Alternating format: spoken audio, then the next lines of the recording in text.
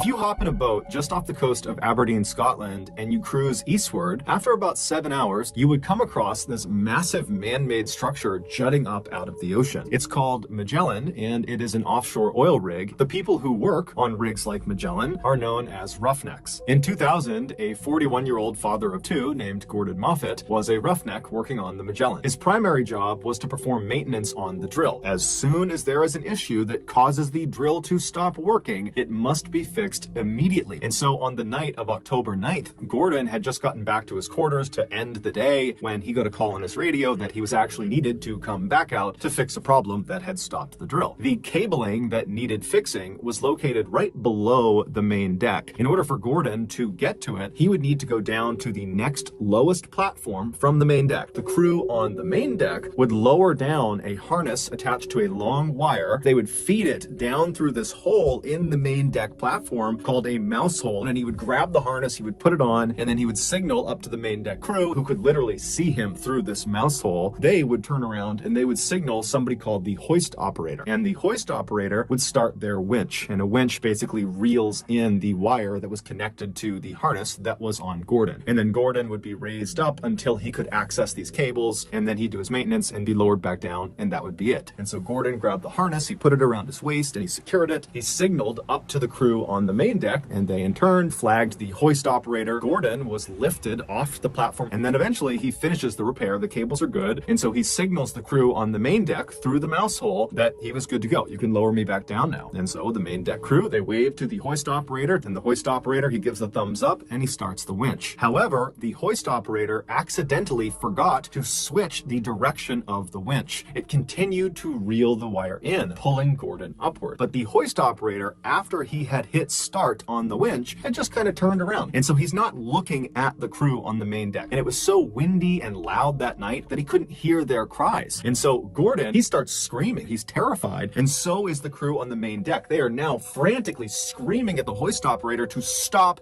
the winch, but nothing is working. And so one of the main deck crew members, he runs to this nearby phone up in the hoist operator station. He grabs the phone, puts it to his ear, and immediately he's hit with screams to stop the winch. But it was too late. Just a few moments earlier, Gordon had finally been pulled all the way up right to the entrance of the underside of this mouse hole. Because of his harness being on his waist, his pelvis was pulled into the 10-inch hole. And as his body begins to literally break in half, he's screaming out in pain. And then by the time the hoist operator had hit stop, Gordon was already deceased. Gordon's company was found guilty of being blatantly delinquent on many safety protocols. And so they were fined £60,000, and then they paid an undisclosed amount to Gordon's family.